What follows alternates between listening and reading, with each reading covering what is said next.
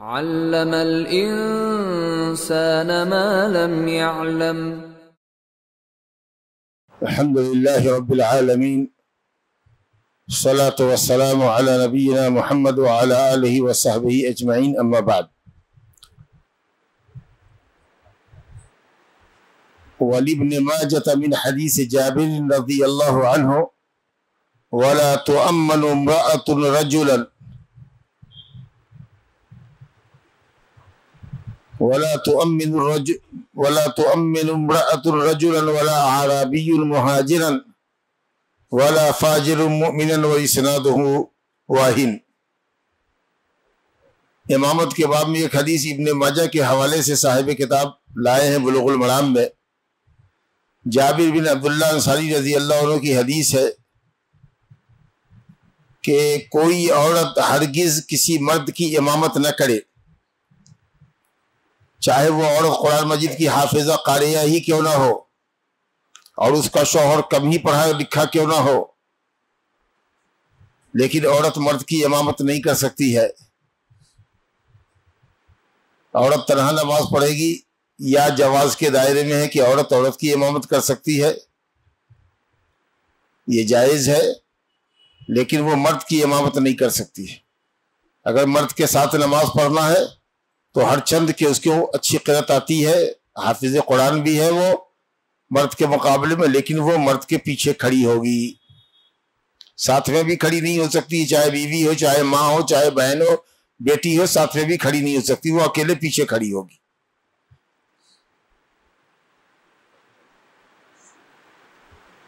کہا گیا کہ کوئی عورت مرد کی امامت نہیں کر سکتی، اور کوئی دیہاتی بادیہ نشی،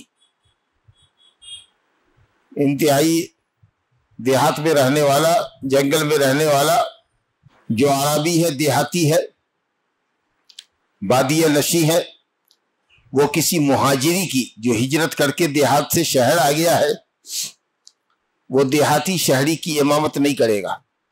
یہ بات صحیح نہیں ہے. اگر کوئی بادیہ نشی ہو، وہ حافظ ہو، عالم ہو، مولوی ہو، اور شہر میں جتنے لوگ ہیں ان کے مقابلے میں وہ زیادہ قرآن مجید کا قاری ہے اور حافظ ہے، مسائل کو زیادہ جانتا ہے، تو دیہاتیت اور شہریت کی بنیاد پر فرق کرنا یہ صحیح نہیں ہے. اس لیے دیہاتی مہاجری کی، شہری کی امامت کر سکتا ہے. ولا فاجر مؤمنا، اور کوئی فاجر مومن کی امامت نہیں کر سکتا. سند بہت کمزور ہے اس حدیث کی، اسنادہ واہن، ضعیف سے بھی ضعیف تر ہے یہ. اسی لیے شریعت کے اصول پر اگر اس حدیث کو پیش کرتے ہیں تو یہ بات سمجھ میں آتی ہے کہ ہاں، عورت مرد کی امامت نہیں کر سکتی. نبی صاحب نے فرمایا: لن یفلح قوم ولوا امرهم امرأۃ، وہ قوم فلاح یاب نہیں ہو سکتی جو مرد کے اوپر عورت کو ولی بناتی ہو، ذمہ دار بناتی ہو. جو اپنے امور کا ذمہ دار، جو قوم اپنے امور کا ذمہ دار عورتوں کو بناتی ہو، یعنی عورت ان کی حاکم ہو، وہ قوم کبھی فلاح نہیں پا سکتی.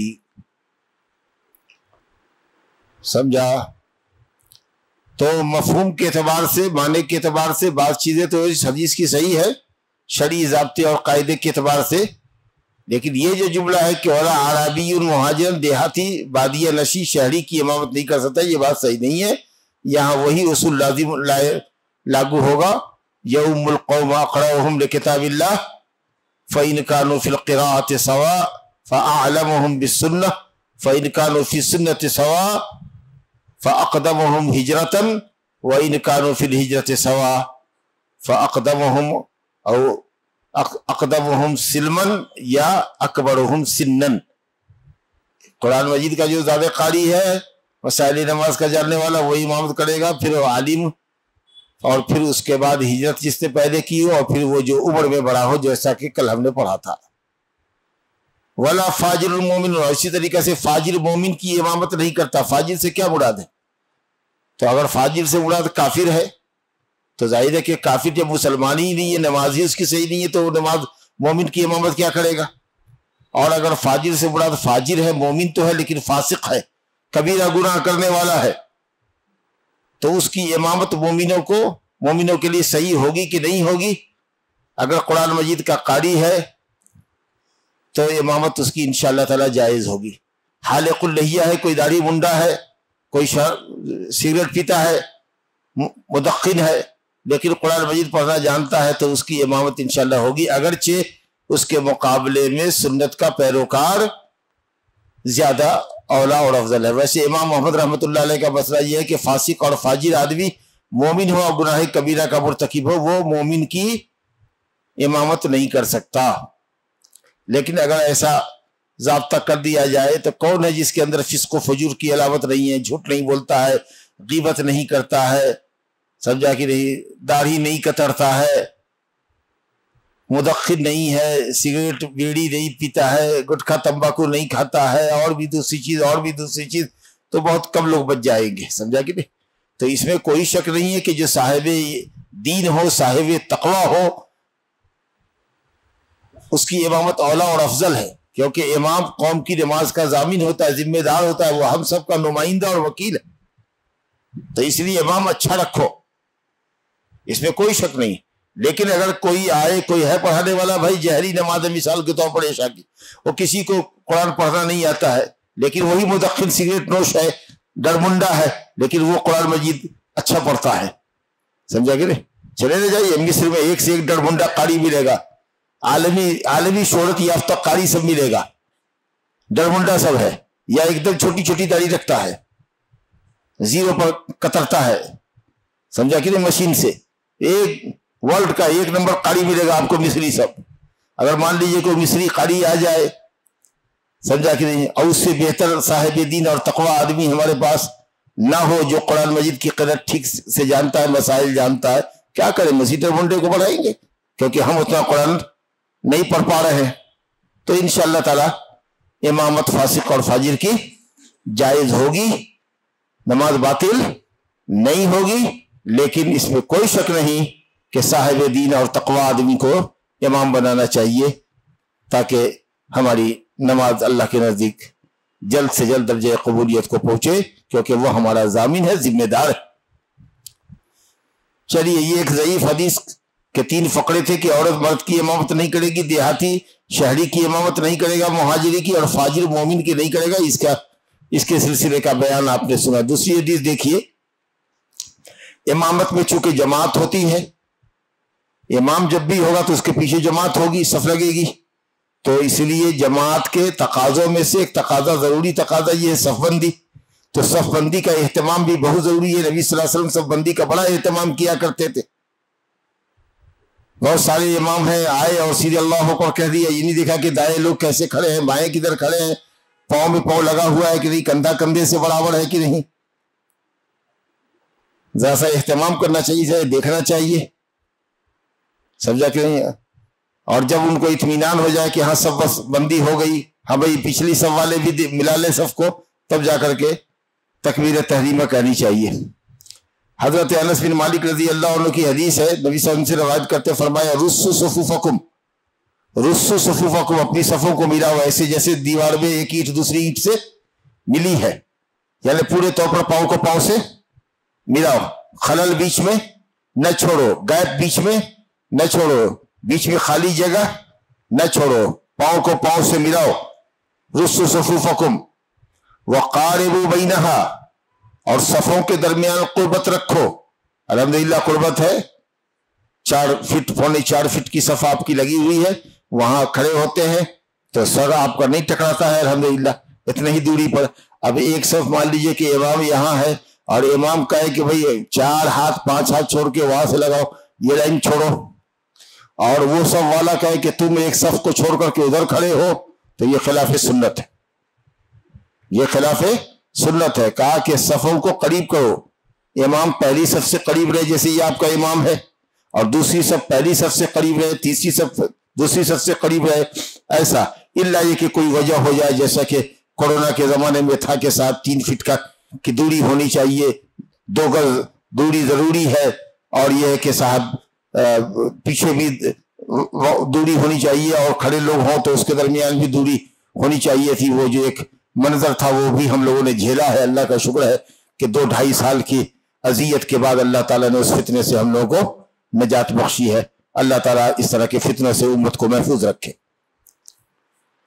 تو کہا کہ صفوں کے درمیان قربت رکھو، وحاذو بالاعناق، اور گردن کو ایک سیدھ میں رکھو، گردن کو ایک سیدھ میں رکھو، برابر میں رکھو، آگے پیچھے ہو کے کھڑے نہ ہو۔ اس کے لیے کیا شکل مناسب ہوگی؟ یہ حدیث پوری نماز میں میرے دماغ میں ناچتی رہی، گھومتی رہی۔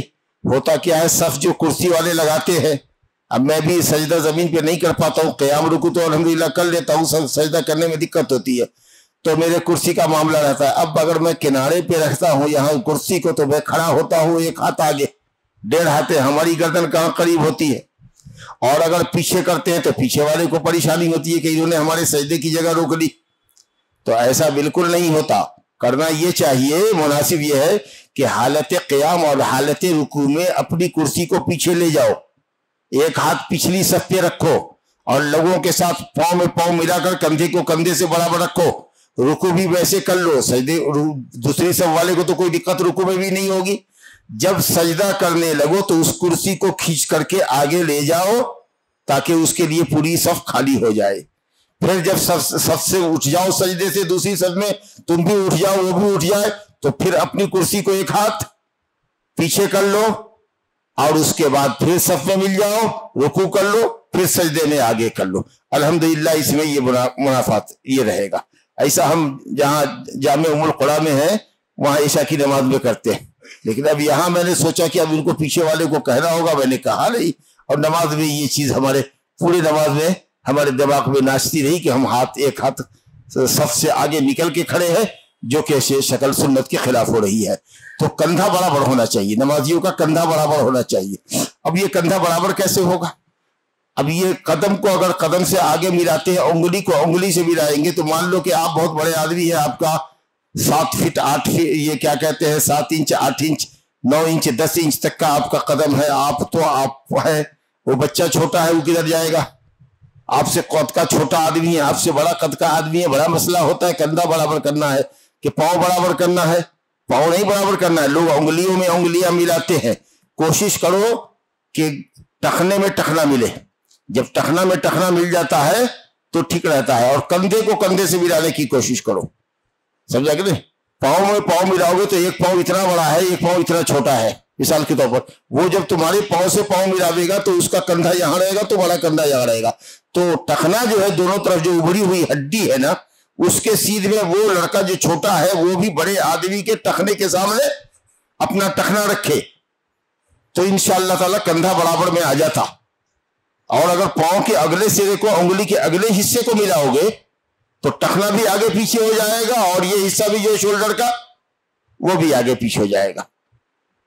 تو اس لیے صفوں کی صف بستی کے اندر اس بات کا خاص خیال رکھنا ہوگا آپ لوگوں کو، اور یہ ہے کہ بہرحال اس کا تو لیسن لینا پڑے گا، تربیت دینی پڑے گی ایک دن، سمجھا کہ نہیں، کہ صاحب کیسے آپ لوگ کسی خاص وقت میں 10 بجے 12 بجے ظہر کے بعد 10-20 آدمی کو لے کر کے کھڑے ہوئی کہ بھائی صف لگاؤ، تو دیکھتے ہیں کیسے صف لگاتے ہو، ٹخنے کیسے ملتے ہیں، کندھا کیسے ملتا ہے، پاؤں کو اگر پاؤں ملاتے ہیں تو دیکھو یہ صف ٹیڑھی ہو رہی ہے، کندھا آگے پیچھے ہو رہا ہے، ایسا کریں۔ اور جو لوگ کرسیوں پر کھڑے ہو کر نماز پڑھتے ہیں، رکوع کرتے ہیں، ان کو چاہیے کہ اپنی کرسی کو حالت قیام میں اور رکوع میں پیچھے رکھے اور اگلی صف والوں کے ساتھ برابر سے کھڑے ہوں، البتہ سجدے میں آگے اس کو ٹال لے تاکہ پیچھے والے کو سجدے کرنے میں دقت نہ ہو، اور پھر جب وہ سب کھڑے ہو جائیں دوسری صف میں تو پھر وہ اپنی کرسی کو پیچھے کر لے۔ تو نماز میں ایک مرتبہ کرسی کو آگے لے جانا اور کرسی کو پیچھے لے آنا، اس میں کوئی فرق نہیں پڑتا، یہ عمل قلیل ہے، اور صف کی درستگی کے لیے اگر یہ کام کیا جائے تو اس سے ہماری نماز میں کوئی کمی یا کوئی خلل واقع نہیں ہوتی۔ تو یہ صف بستی کا معاملہ ہے، یہ صف بندی کا معاملہ تھا بھائی۔ کہا کہ رس صفوفکم، ایک دم اپنے صف کو ملاؤ۔ ہم کرتے کیا ہے، ایک انگلی ملا دیتے ہیں، ایک انگلی ملاتے ہیں، صرف چھوٹی انگلی جو پاؤں کی ہوتی ہے نا وہ انگلی ملاتے ہیں، پورا قدم ملاؤ، ایڑی کو ایڑی کے مقابلے ملاؤ، کندھے کو کندھے کے برابر ملاؤ۔ کیا امام صاحب صف درست کر لیجئے، پاؤں کو پاؤں سے، کندھے کو کندھے سے ملا لیجئے، ملنا نہیں، کندھے کو کندھے سے برابر کر لیجئے، ایک سیدھ میں کر لیجئے، ایک محاذات میں کر لیجئے۔ کندھا کندھے سے برابر کیسے ہوگا؟ ایک چھوٹا بچہ ہے، تمہارا کندھا 3 فٹ اوپر ہے، اس کا کندھا 3 فٹ تمہارے سے نیچے برابر کیسے ہوگا؟ لیکن سیدھے میں تو ہو سکتا ہے، ایسا کھڑا ہو کہ کندھا کندھے کے سیدھے میں ہو جائے. آپ سمجھے کہ نہیں؟ ہاں، تو اس کا لحاظ کرنا ہوگا، کیونکہ صف کی درستگی پر نماز کی درستگی کا دار و مدار ہے. صف مکمل کرو گے، اگر صف سنت کے مطابق کرو گے تو نماز مکمل ہوگی. اور درمیان میں جگہ بالکل نہ چھوڑو، ہٹ کے جیسا کہ کھڑے ہوتے ہیں کچھ دوسرے لوگ کھڑے ہوتے ہیں، پاؤں سے پاؤں ملا دو تو ہٹا لیتے وہ. اسی لیے اللہ تعالیٰ نے ظاہری اختلاف کی وجہ سے دلوں میں بھی نفرت ڈال دی. اور اللہ شیطان کو مسلط کر دیتا ہے. جب گیپ چھوڑ دیتے ہیں نا ہم لوگ دو آدمی کے درمیان میں، تو شیطان آدمی کے اور اس کی نماز کے درمیان میں مقل ہوتا ہے اور بھلا دیتا ہے کہ تم نے کتنی رکعت نماز پڑھ لی. تو آپ نے فرماتے تھے کہ پاؤں کو پاؤں سے ملاؤ، سد الخلل ولا تذروا فرجات للشیطان، شیطان کو گھسنے کے لیے راستہ مت دو. وہ دل میں گھس کر کے تم کو بھولی بسری باتیں یاد دلائے گا اور نماز کو خراب کرے گا. ایک بالش کھڑے ہوتے ہٹ کے، ایک ہاتھ کھڑے ہوتے، کم از کم ایک بالش تو ہوتے ہی ہے. اگر پاؤں کو پاؤں سے ملا دیے تو ہٹا لیتا ہے. سمجھا کہ نہیں؟ جبکہ دیکھیے کتنی تاکید ہے. لا حول ولا قوت الا باللہ. وقاربوا بینہما پڑھ چکے. صفوں کے درمیان قربت رکھو، بہت دور مت رکھو صف، اتنی دوری پر صف رکھو کہ جہاں سے پچھلی صف والا صف کرے تو اگلے صف والے سے ٹکرائے نہیں. وہ عام طریقہ سے 4.25 فٹ ہوتی ہے. بہت اسٹینڈرڈ صف بنتی ہے اگر کہیں تو 4.25 فٹ ہوتی ہے. 4.25 فٹ کے اوپر نشان ڈالا جاتا ہے، ایک دم اسٹینڈرڈ صف ہوتی ہے. 4 صف بھی ٹھیک ہے. 4.25 صف میں ہو سکتا ہے کہ لمبا آدمی ہو تو اگلے آدمی کے سرین سے اس کا سر ٹکرا جائے، لیکن 4 فٹ اور 4.25 فٹ اگر رکھا جائے، 4 فٹ 3 انچ ایک دم اسٹینڈرڈ کی صف بنتی ہے. بہرحال وحاذو بالاعناق، اور گردن کو مراد کندھے کو ایک دوسرے کے سیدھے برابر میں رکھو. رواہ ابو داؤد والنسائی وصححہ ابن حبان. اب صف بندی ہی کے اندر ہے پہلی صف کی فضیلت بتائی جا رہی ہے. ظاہر ہے کہ پہلی صف میں کون آئے گا؟ جو پہلے آئے گا. لیکن کچھ لوگ ہوتے ہیں جو جگہ خالی بھی ہوتی ہے لیکن وہ پڑھیں گے باہر نماز. سمجھا؟ باہر نماز پڑھیں گے. کئی نماز پڑھ لینا ہے، شاید اس لیے ہوتے ہیں کہ باہر نماز پڑھیں گے تو نکلنے میں آسانی ہو جائے گی، جلدی ہے. ارے آپ نماز پڑھنے کے بعد فری ہیں، آپ جائیے کسی کنارے سے راستہ بنا لیجیے، چلے جائیے. لیکن پہلی صف کی بڑی فضیلت ہے. آپ نے فرمایا کہ اگر لوگوں کو معلوم ہو جائے کہ پہلی صف کی کیا فضیلت ہے تو قرآن اندازی کریں، اتنے لوگ پہنچ جائیں اور سب اتنے دعوے دار ہو جائیں پہلی صف میں کھڑے ہونے کے کہ ان کے درمیان قرآن ڈالنے کی نوبت آ جائے کہ جس کا قرآن نکلے گا وہ پہلی صف میں جگہ دے گا. اتنی اہمیت. تو پہلی صف کو پہلے آ کر کے بھرا کیجیے، سنت پڑھا کیجیے، اور اس کے بعد دوسری صف کو بھریے اور تیسری صف کو بھریے. اقامت ہوتی رہتی ہے، جگہ آگے خالی ہے لیکن وہ کھڑا ہے تو کھڑا ہے، آگے نہیں بڑھ رہا ہے. کوشش کرنا چاہیے کہ جلدی بھاگے وہ جگہ کو ہم لیں، کیونکہ دوسری صف تیسری سے افضل، تیسری چوتھی سے افضل. سمجھا نا؟ اللہ تعالیٰ پہلی صف والوں پر اور صف کے دائیں طرف کھڑے ہونے والوں پر رحمت نازل فرماتا ہے. سمجھا؟ اور اس کے فرشتے. تو فرمایا حضرت ابو رضی اللہ عنہ کی روایت ہے صحیح مسلم کے حوالے سے، قال قال رسول اللہ صلی اللہ علیہ وسلم خیر صفوف الرجال اولها وشرها آخرها وخیر صفوف النساء آخرها وشرها اولها رواہ مسلم. کہتے ہیں کہ مردوں کی صفوں میں سب سے بہتر صف پہلی صف ہے. مردوں کی صف میں سب سے بہتر، سب سے افضل صف پہلی صف ہے، اور سب سے بری صف آخری صف. خیر کے مقابلے میں، افضل کے مقابلے میں، پہلی صف کے مقابلے میں بری کہا جا رہا ہے. ٹھیک ہے؟ جبکہ عورتوں کی آخری صف وشرها آخرها وخیر صفوف النساء آخرها، اور عورت کی سب سے اچھی صف آخری صف ہے، اور پہلی صف جو مرد سے لگ کے ہے وہ بری ہے. اگر کنٹینیو مرد ہے اور اس کے بعد عورت ہے، جیسا کہ عہد نبوی میں ہوتا تھا، مرد حضرات کھڑے ہوتے تھے اور اس کے بعد عورتیں کھڑی ہوتی تھی. تو پہلی صف میں جو عورت کھڑی ہوئی ہے اور اس کے اگلی صف میں مرد کھڑا ہوا ہے، تو چونکہ وہ عورت مرد سے قریب ہے، فتنہ میں پڑنے کا زیادہ ڈر ہے. اسلام چاہتا ہے مرد عورت کا اختلاط نہ ہو، دور دور رہے عورت مردوں سے. اب 4 فٹ کی دوری پر تم سے پیچھے کھڑی ہوئی ہے اس لیے کہا گیا کہ وہ بری صف ہے عورتوں کی جو پہلی صف ہے، جو مردوں کی آخری صف سے لگ کے ہے، ٹھیک ہے. اور سب سے اچھی صف وہ ہے جو صف کے اخیر میں، وہ اس صورت میں جبکہ مردوں کی صف کے پیچھے جسٹ عورتوں کی صف لگے. لیکن اگر دیوار کھڑی کر دی جائے، ادھر مرد رہیں گے ادھر عورتیں کھڑی ہوں گی، یا اسٹوری بنا دی جائے اوپر میں عورت رہے گی نیچے میں مرد رہیں گے، نیچے تلے میں عورت رہے گی اور اوپر کی اسٹوری میں مرد رہیں گے، تو وہاں بھی عورتوں کی پہلی جو صف ہوگی وہ افضل ہوگی، اور پہلی کے مقابلے میں جو ان کی آخری صف ہوگی وہ ادنا ہوگی. جیسے ہم مردوں کی پہلی صف جو امام کے پیچھے ہوتی ہے وہ افضل ہوتی ہے، اور سب سے بری صف آخری ہوتی ہے. تو اگر ایک ہی مسجد کے اندر دیوار دے کر کے 2 بلاک کر دے مردوں اور عورتوں کا، یا اوپر نیچے اگر پڑھتے ہوں، تب پھر وہی پہلی اور آخری کا معاملہ رہے گا. لیکن اگر کنٹینیو ایسے چل رہی ہے مردوں کی صف، اب پھر عورتوں کی بھی لگ گئی، تو جو عورتوں کی پہلی صف ہے جو مردوں سے لگ کے ہے وہ بری صف ہے، اس لیے کہ وہ مردوں سے قریب تر ہے. حدیث مسلم کی. اس کے بعد ایک حدیث اور ہے، حضرت عبداللہ بن عباس رضی اللہ عنہ سے روایت ہے، کہتے ہیں صلیت مع رسول اللہ صلی اللہ علیہ وسلم ذات لیلۃ فقمت عن یسارہ فاخذ رسول اللہ صلی اللہ علیہ وسلم برأسی من ورائي فجعلني عن يمينه متفق علیہ. یہ حدیث بخاری مسلم کی حدیث ہے. ابن عباس رضی اللہ عنہ سے روایت ہے، بڑے علم کے بڑے حریص تھے حضرت عبداللہ بن عباس، علم کے بڑے حریص تھے. نبی صلی اللہ علیہ وسلم کیسے تہجد پڑھتے ہیں، قیام اللیل کرتے ہیں، اس شوق میں انہوں نے نبی صلی اللہ علیہ وسلم کے گھر میں رات گزارا. میمونہ بنت حارث الہلالیہ، نبی صلی اللہ علیہ وسلم کی اہلیہ، جو حضرت ابن عباس کی خالہ تھی، تو خالہ کے گھر گئے، یہ بہن کے بیٹے تھے. میمونہ بنت حارث ام الفضل، ان کی ماں تھی ام الفضل بنت الحارث، اب وہ تھی میمونہ بنت الحارث، سگی خالہ تھی. تو خالہ کے گھر میں گئے، چھوٹی عمر کے تھے، 8-9 سال کے رہے ہوں گے. تہجد کا شوق ہوا، علم کا شوق، سمجھا. تو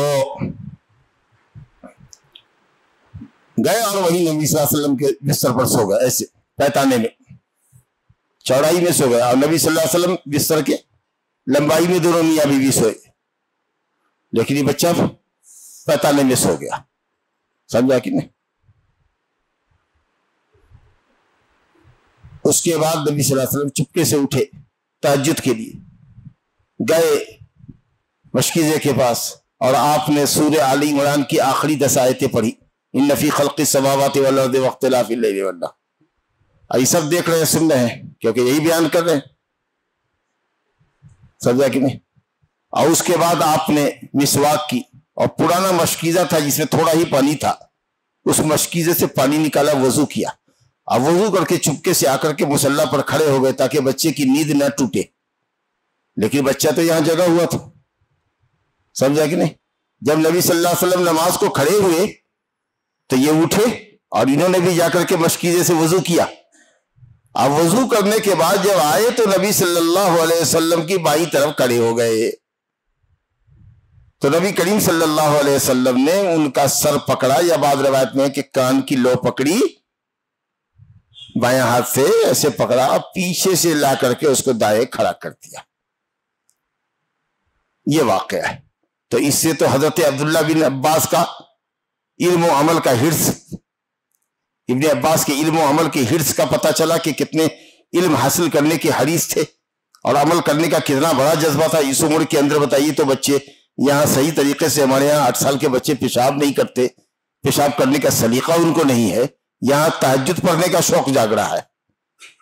اتنے زبردست علم کے شوقین تھے کہ اگر کسی کے یہاں معلوم ہوتا کہ اس کو حدیث ہے جو ہم کو حدیث نہیں معلوم ہے، تو چلے جاتے اس کے گھر پر، اور اس کے گھر کی چوکٹ پر اپنی چادر کو سرہانہ بنا کر کے لیٹ جاتے، اور اس کے نکلنے کا انتظار کرتے، دروازے کو نوک نہیں کرتے.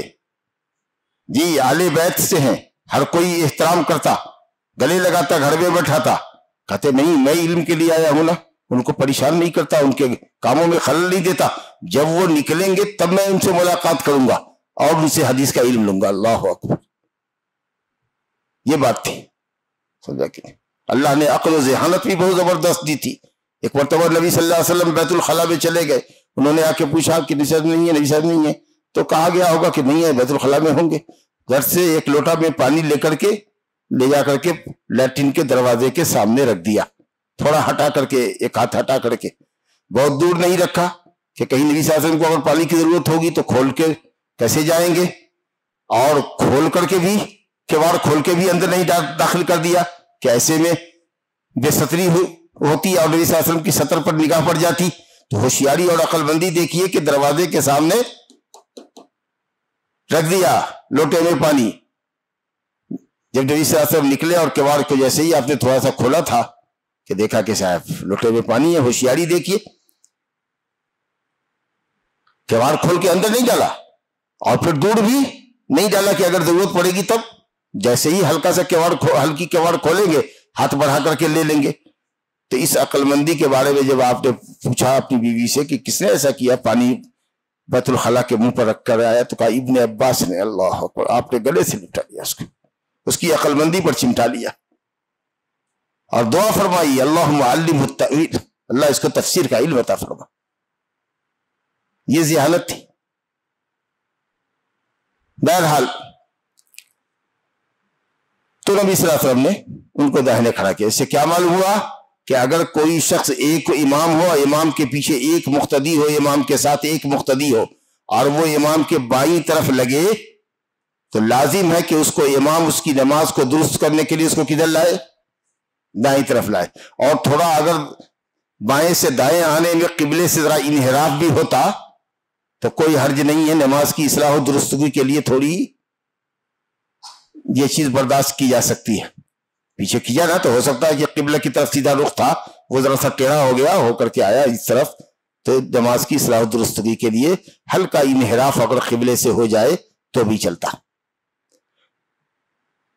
اور دوسری بات یہ معلوم ہوئی, یا تیسری بات یہ معلوم ہوئی کہ اگر ایک امام ہو اور ایک ہی مقتدی ہو تو مقتدی امام کے داہنی طرف کھڑا ہوگا, الا یہ کہ مقتدیہ ہو, مقتدی نہیں ہو, مقتدیہ ہو, اقتدا کرنے والی عورت ہو, چاہے بیوی ہو, ماں ہو, بیٹی ہو, تو وہ اکیلے پیچھے کھڑی ہوگی کیونکہ وہ مرد کے ساتھ کھڑی نہیں ہو سکتی. حالانکہ منفرد کی نماز اکیلے صف کے پیچھے نہیں ہوتی. اگر عورتوں کی بھی صف لگی ہوئی ہے, اب کوئی عورت اکیلے کھڑی ہوتی ہے تو اس کی نماز نہیں ہوگی, جیسے مرد کی نماز نہیں ہوتی ہے. لیکن کوئی عورت نہیں ہے, وہ تنہا ہے اس گھر میں جہاں وہ اس کا مرد نماز پڑھ رہا ہے, تو اس کی جگہ ہی وہی ہے شریعت میں کہ وہ مرد کے پیچھے کھڑی ہوگی, لہذا وہ اکیلے کھڑی ہوگی, وہاں نماز کی صحیح ہوگی. لیکن جہاں عورتوں کی صف لگ رہی ہو, جیسے تمہارے اوپر میں عورتوں کی صف لگتی ہے, لیکن وہاں صف میں نہ لگ کر کے کوئی عورت اگر صف کے پیچھے کھڑی ہوتی ہے تو اس کی نماز نہیں ہوگی, اس کو دوہرانا پڑے گا.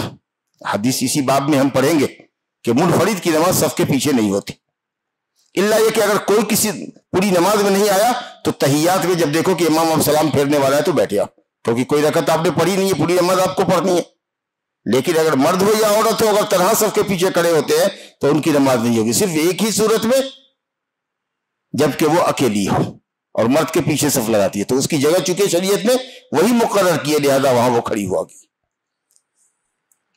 تو ان کو دائرے دیا. اگر دو آدمی آ گئے تو وہ پیچھے والے کو کھینچ لے, پیچھے والے کو, یہ جو امام کے داہنے طرف جو مقتدی ہے نا اس کو پیچھے کھینچے اور دونوں مل کے کھڑا ہو, بجائے اس کے کہ امام کو دھکا دو آگے, امام کا رتبہ ہے نا, اس کو دھکا دینے سے اچھا ہے کہ مقتدی کو پیچھے کھینچو امام کے احترام میں. لیکن اگر پیچھے جگہ نہ ہو, آگے جگہ ہے, تو امام کو ذرا سا ہلکا سا پش کرو تاکہ وہ امام آگے بڑھے اور تم اس جگہ پہ رہو, دو آدمی ہو جاؤ. اور کوئی جگہ نہ آگے ہے نہ پیچھے ہے, دو آدمی آئے, ایک آدمی داہنے سے پہلے ہی مقتدی ہے, دوسرا آدمی آیا ہے تو وہ بائیں کھڑا ہو جائے, دائیں بائیں کرتے ہوئے اس طریقے سے صف لگے. آپ سمجھا نا, تو صف کا یہی طریقہ ہے. کچھ لوگ آئے تو دوسرے بھی آئے, تیسرے بھی آئے, چوتھے بھی آئے, پانچویں بھی آئے, تو دائیں نہیں جا رہے ہیں, امام صاحب کو اکیلے بائیں چھوڑے ہوئے. نہیں, سنت یہ ہے کہ دونوں طرف آدمی کھڑا ہو جائے. لا الہ الا اللہ. تو کہتے ہیں کہ حضرت یہ لمبی حدیث تھی, اس کو مختصر کر کے مؤلف رحمۃ اللہ علیہ نے بیان کیا. ابن عباس کہتے ہیں کہ میں رسول اللہ صلی اللہ علیہ وسلم کے ساتھ ایک رات میں نے نماز پڑھی, میں بائیں کھڑا ہو گیا تو آپ نے میرا سر پکڑا پیچھے سے اور پیچھے اپنی پیچھے سے گھما کر کے لا کر کے داہنے کھڑا کر دیا۔ اچھا، اس سے یہ بھی معلوم ہوا کہ نفل نماز کبھی کبھی باجماعت بھی پڑھی جا سکتی ہے، کبھی کبھی، لیکن رمضان میں تراویح جو نفل ہے وہ باجماعت مشروع ہے، ٹھیک ہے۔ اور اسی طریقے سے صلاۃ الکسوف، صلاۃ الاستسقاء وغیرہ جو ہے وہ باجماعت مطلوب ہے، لیکن تم تہجد پڑھ رہے تو 4 بیٹے کو ساتھ لے کر کے پڑھ رہے، سمجھا کہ نہیں؟ ابھی کوئی صاحب کہیں گے کہ ہم آخری عشرے میں 10 دن اپنی بیوی بچوں کے ساتھ جماعت کرتے، گھر ہی میں جماعت کرتے، ایسا ثابت نہیں۔ نبی صلی اللہ علیہ وسلم تہجد ہمیشہ اکیلے پڑھتے تھے، آپ کی بیوی آپ کے پیچھے نہیں کھڑی ہوتی تھی، اما عائشہ الگ پڑھتی تھی، آپ کی ازواج الگ پڑھتی تھی۔ تو کبھی کبھار اگر کوئی کھڑا ہو جائے آپ کے ساتھ 1-2 رات میں تو ٹھیک ہے، لیکن اب کچھ لوگوں نے پلاننگ کی ہے کہ 10 رات ہم اپنے گھر میں امامت کریں گے اور ہمارے مرد بچے پیچھے ہوں گے، ہماری بیٹی بیوی ماں سب پیچھے کھڑی ہوگی اور ہم قیام اللیل کریں گے، سمجھا کہ نہیں؟ تو کبھی کبھار اگر شاذ و نادر ہو جائے تو ٹھیک ہے، ورنہ سنت نمازوں کے اندر جماعت دن کی ہو کہ رات کی ہو نہیں چلتی۔ اب تم سنت ظہر کی پڑھ رہے، 4 آدمی آ کر کے سنت میں تمہارے امام، تم کو امام بنا کے پیچھے کھڑے ہوتے، ایسا نہیں ہے ثابت۔ تہجد میں آ کر کے کھڑے ہو گئے 10 آدمی پیچھے امامت کر لیا، ایسا نہیں چلتا۔ اگر کبھی کبھار ہو جائے گا تو ابن عباس کی اس روایت پر عمل کرتے ہوئے جائز ہے، لیکن اگر اس کو معمول بنا لو گے تو عمل بدعت ہو جائے گا۔ سوائے رمضان کے کہ تراویح کی نماز باجماعت ہوگی، یا قیام اللیل جہاں مسجد میں باجماعت ہوتی ہے وہاں باجماعت ہوگی۔ باقی رہا کہ نفل نمازوں کے لیے جماعت کرنا مشروع نہیں ہے، تاہم کبھی کبھار اگر کر دیا جائے تو اس حدیث کی روشنی میں کہ ابن عباس کھڑے ہو گئے تھے جائز ہے۔ اور آج کے درس کی آخری حدیث ہے، حضرت انس بن مالک رضی اللہ عنہ فرماتے ہیں صلی رسول اللہ صلی اللہ علیہ وسلم، نبی صلی اللہ علیہ وسلم نے نماز پڑھا، کہاں پڑھا؟ پڑھایا حضرت انس کے یہاں آ کر۔ حضرت انس کی ماں جو تھی ام سلیم نے دعوت دیا، نبی صلی اللہ علیہ وسلم کو کھانے کی دعوت دی۔ تو اگر کوئی عورت کھانے کی دعوت دے تو جا سکتے ہیں، خاص کہ جہاں فتنہ نہ ہو، گھر میں کچھ مرد حضرات ہوں، بچے ہوں، یا آپ کی محرم ہو، رشتہ دار ہو، تو کوئی بات نہیں ہے، سمجھا کہ نہیں؟ تو دعوت دیا کھانے کی، جا کر کے بیٹا انس بلا کر لیا نبی صلی اللہ علیہ وسلم کو کھانے پر۔ تو گئے تو آپ صلی اللہ علیہ وسلم نے فرمایا کہ ایسا ہے کہ چلو میں نماز پڑھ دیتا ہوں دوڑی کر، تاکہ تم لوگ ہماری نماز دیکھ کر ہم اقتدا کرنا سیکھ لو کہ کیسے نماز پڑھی جاتی ہے جی۔ تو آپ صلی اللہ علیہ وسلم نے کہا کہ نماز کا اہتمام کرتے ہیں، دوڑی کر پڑھتے ہیں۔ یہ دیکھیے احتیاطاً ہوا ایسا تاکہ عورتیں جو پیچھے ہوتی ہیں ان کو امام کو قریب سے دیکھنے کا اتفاق نہیں ہوتا ہے، اور پھر ان کے لیے امام کی اقتدا یعنی صحیح سنت کے مطابق نماز پڑھنا جب پریکٹیکلی امام کو دیکھنا مشکل ہوتا ہے، تو اس اعتبار سے آپ نے کہا کہ پڑھو تاکہ تم ہماری نماز کی اقتدا کر سکو۔ تو یہ کہتے ہیں حضرت انس بن مالک کہ ایک چٹائی تھی گھر میں رکھی ہوئی، وہ بہت پرانی تھی، کثرت استعمال کی وجہ سے کالی پڑ گئی تھی، تو میں نے فوراً ہی ایک کپڑا لیا، کپڑے کا ایک ٹکڑا لیا اور اس کو بھیگو کر کے چٹائی کو ذرا بڑھیا سے صاف کیا تاکہ اس کی سیاہی ختم ہو جائے۔ اور وہ کھجور کی چھالوں کی بنتی تھی تو ویسے بھی سخت ہوتی ہے تو نشان پڑ جاتا پیشانی میں، تو اسی لیے جب اس کے اوپر پانی کا چھڑکاؤ کر کے اس کو رگڑ دیا تو صفائی بھی ہو گئی اور چٹائی نرم بھی ہو گئی۔ تو آپ صلی اللہ علیہ وسلم نے امامت فرمائی، اور میں اور ایک لڑکا اور انصاری ہمارے ہی قبیلے کا جس کا نام یتیم تھا، ہم 2 لڑکے تھے، ہم دونوں نے نبی صلی اللہ علیہ وسلم کے پیچھے صف باندھا۔ تو معلوم کہ جب 2 ہو تو امام کے پیچھے ہونا چاہیے۔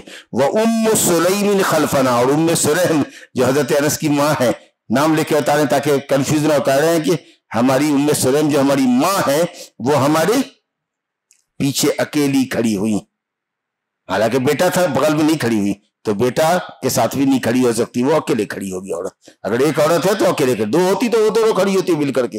تو آگے امام نبی صلی اللہ علیہ وسلم تھے، پچھلی صف میں 2 بچے تھے غیر بالغ، اور پیچھے ان کے عورت تھی۔ متفق علیہ روایت ہے بخاری مسلم کی، اور جو لفظ یہاں آیا ہے استعمال کیا گیا ہے وہ بخاری کا لفظ ہے۔ ھذا وباللہ التوفیق، وصلی اللہ علی نبینا محمد وآلہ وصحبہ اجمعین۔